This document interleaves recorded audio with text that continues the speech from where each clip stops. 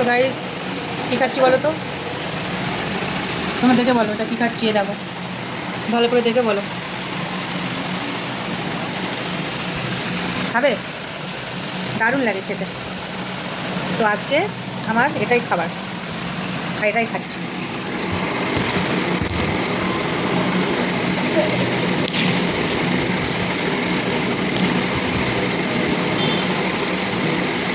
কাঁটা চামচ দিয়ে নিয়েছি, এমনি চামচ পাইনি।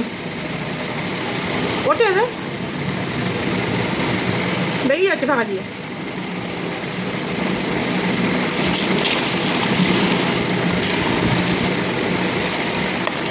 এখন রাত্রি বাজে কটা দেখো, ঘড়িতে কটা বাজে দেখো।